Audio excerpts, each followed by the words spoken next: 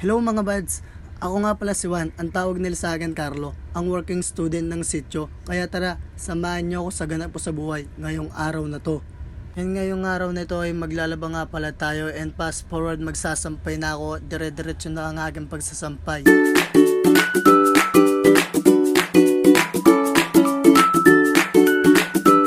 At fast forward, tapos na nga pala akong magsampay. Ayun na nga pa yung mga sinampay ko. Then, papahinga lang tayo ng konti. At yun nga, nakapagpahinga na ako. Kakain na nga pala tayo dyan. And ulam ko nga pala ay tocino with suka na masarap. Patok na patok dyan. Lamon. Sige lang, kain lang. Patok. Fast forward, tapos na nga pala tayong kumain. At yan, maliligo na nga pala tayo. Mabilis ang ligo lang dahil magtitinda pa ako dyan ng pinipig.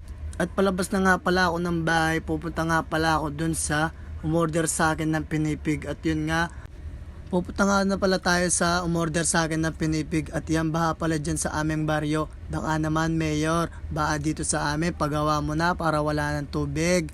At yun nga, nakarating na nga pala tayo at bumili nga pala siya ng 6 dyan.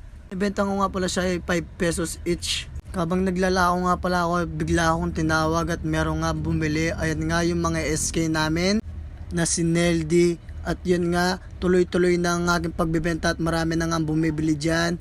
At yun nga, habang bumibili ang aking kaibigan, lumapit yung 2 bata para bumili sa akin ng 5. At fast forward, naubos na nga pala yung aking mga paninda at pumunta nga pala tayo ng center para magpiprint nga pala tayo dyan. Chinat kasi ako ng pinsang ko, magpapaprint daw siya para sa kanyang project. Ipapasa niya kasi bukas. Fast forward nga pala, nagkakayan ng mga barkada para kumain sa dakailan ng Goto.